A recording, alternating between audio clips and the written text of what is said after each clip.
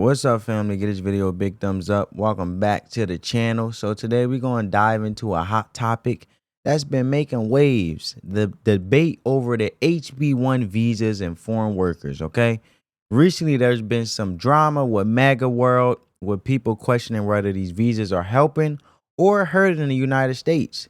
So let's break it down, look at the theory behind the H-1B visas, and explore how they might actually be good for the country.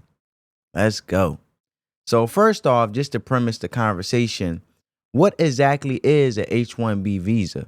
It's a special visa that lets the U.S. companies hire workers from other countries for jobs that require specialized skills like tech jobs, scientists, engineers, and other highly skilled positions. The goal: to fill the gaps in the job market where there aren't enough qualified American workers available. So with no further ado, family, check this out. I hope y'all like my hat today. You know, I was inspired by my son because he liked to wear his beanie. Not to get off topic, but he liked to wear his beanie, a little bit slid up, you know what I'm saying, fitted up. But anyway, check this out, family. Tonight, as President-elect Donald Trump is preparing for a widespread immigration crackdown when he takes office 25 days from now, we're seeing a crack between some of his top advisors and his MAGA base. Elon Musk and Vivek Ramaswamy are both facing major blowback from their own supporters for not only backing, but encouraging offering more visas to highly skilled foreign workers. Over the Christmas holiday, Musk posted this online saying, "Think of this like a pro sports team. If you want your team to win the championship, you need to recruit top talent wherever they may be." He later added, "I'm referring to bringing in, via legal immigration, the top 0.1% of engineering talent as being essential for America to keep winning."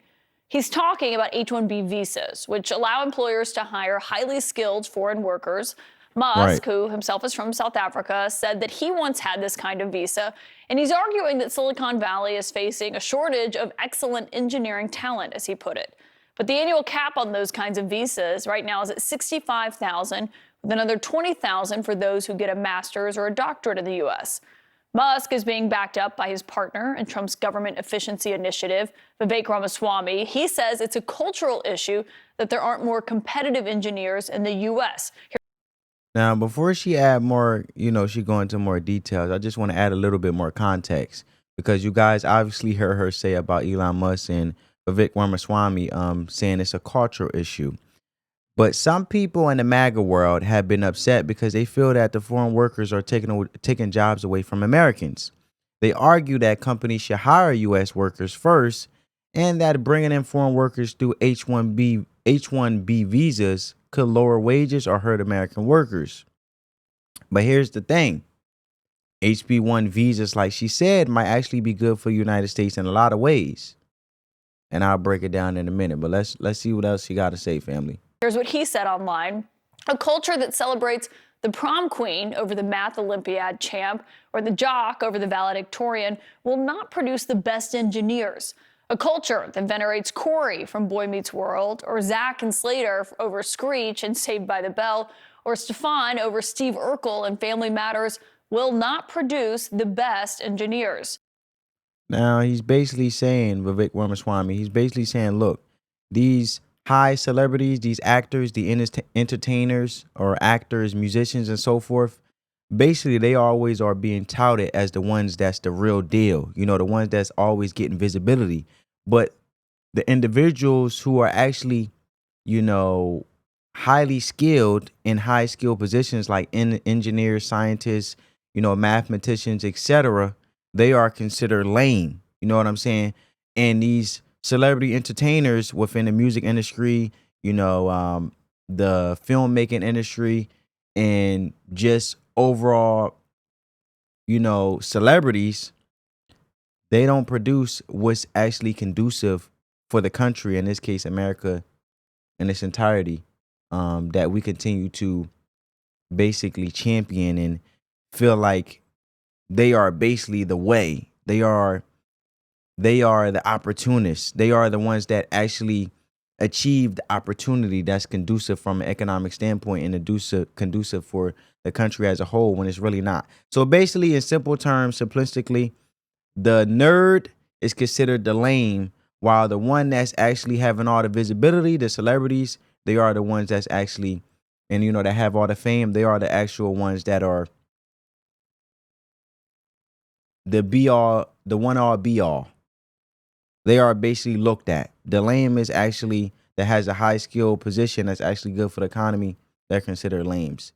That's the normalcy that have been actually been conduced, or I should say not conduced, that actually has been championed in our culture throughout the whole United States, the country in its whole, in whole, basically, you know. But that argument is not going over well with Trump's MAGA base, certainly not online. Some of them saying, we did not ask them to engineer an immigration policy. Tech wants indentured servants, not high-skilled workers. You don't even know what MAGA immigration policy is. Now, Trump himself, who I should note restricted H-1B visas in his first term, has said on the campaign trail this time around that he did want to make it easier for educated foreigners to work in the U.S. What I want to do and what I will do is you graduate from a college, I think you should get automatically as part of your diploma a green card to be able to stay in this country. And that includes junior colleges too. Anybody graduates from a college, you go in there for 2 years or 4 years. If you graduate or you get a doctorate degree from a college, you should be able to stay in this country. My political sources tonight are former New York City Mayor Bill de Blasio, CNN political commentator and Republican strategist Sir Michael Singleton, and also CNN economics and political commentator Catherine Rampell. And Catherine, you have covered this issue for a long time. Can you just lay out what we're looking at here in this divide between what Elon Musk says he thinks would be the best for the United States and why we are seeing something that we have not seen, frankly, almost at all lately, which is a lot of people in the MAGA universe outright disagreeing with him, arguing with him, and breaking with him online? So Elon Musk and Vivek Ramaswamy in this particular case, I think are exactly right. America's ability to attract talent from around the world is basically our economic superpower. The fact that in particular, we've been able to attract high-skilled immigrants quite reliably in this country over the past century or so is why we have this enduring leadership in science, tech, and business. So just as an example, of all Fortune 500 companies, about half of them were founded by immigrants or the children of immigrants. And of the Nobel laureates, American Nobel laureates who have received prizes for the hard sciences this century, about 40% of them are immigrants who came to this country. So again, this is our superpower, and I'm very glad that Musk and Vivek Ramaswamy recognize it. I very much hope that they are able to influence Donald Trump on this particular issue, but I'm doubtful about it because just as you mentioned, in his first term, Trump was actually quite hostile to legal immigrants, in particular, by the way, high-skilled legal immigrants. He made it really hard for them to come here, not just those who wanted work authorization, international students who cross-subsidized American students, by the way. He basically harassed them and made it very difficult for them to keep their legal documents in order. That's because as much as Trump has said, oh, he only objects to illegal immigration, he's very much in favor of legal immigration. His policies don't bear that out. And that's partly because Stephen Miller is the one who was the architect of Donald Trump's immigration policies last time around and will probably do so again this time around, and is unlikely to adopt the sort of Musk, Vivek Ramaswamy view of things. Yes. All right. So basically, like I said, here's the thing with the H-1B visas might actually be good for the United States in a lot of ways. And we about to break it down right now. So one, it helps fills the skill gaps. Two, it boosts the economy. And three, encourages innovation. And four, creates American jobs, let alone competition, right? So first up, HB1 visas basically fill critical skill gaps, right? For example, in industries like tech and healthcare, the United States often doesn't have enough workers with the necessary skill to meet the demand, right? And foreign workers with this specialized skill helps keep the American companies competitive and growing, because we're competing with other power forces like China and so forth that continue to be innovative, right? And at the end of the day, we need to continue to compete, because then that competition, let alone not only from a cultural standpoint, keeps us innovating and constantly evolving, but also it keeps us in the loop as we be the forefronter, as the United States of America is the leader for the other countries and continue to be the head leader as other countries follow suit, right? And basically, that's what it comes to on my first standpoint. Now, second, these workers contribute to the U.S. economy. They pay taxes, spend money on housing and goods, and help create jobs by driving demand in the economy. Third, when companies bring in talented people from around the world, it boosts innovation, like I said. And the more diverse the team, the more creative and groundbreaking ideas they come up with, leading to new technologies, startups, and products that can change the world.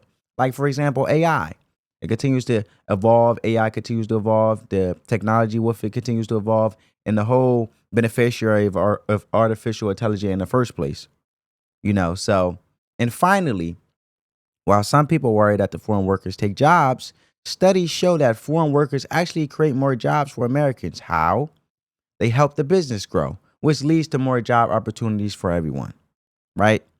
And at the end of the day, this basically equalizes it actually, when it comes to these high skilled positions, individuals going to receive their education. Education is the ultimate equalizer when it comes to all of this. And of course, there are valid concerns about making sure the system is fair and that companies are paying these workers fairly. But that's a policy issue that can be fixed with better rules and regulations, not by shutting down the program in its entirety. So while there's a lot of noise right now about the H-1B visas and MAGA world, it's important to look at the bigger picture. These visas can be a tool that helps the U.S. companies stay competitive, boosts innovation, and creates a stronger economy. The key is finding a balance that works for everyone, American workers and foreign workers alike, right? So that's all I have today for you guys, family. What do you guys think about the H-1B visas, in the role of foreign workers in the United States? Let me know down in the comments. Don't forget to like, comment, and subscribe. And hit that bell for more updates on important issues. Catch you next time, family. Love you guys. Peace.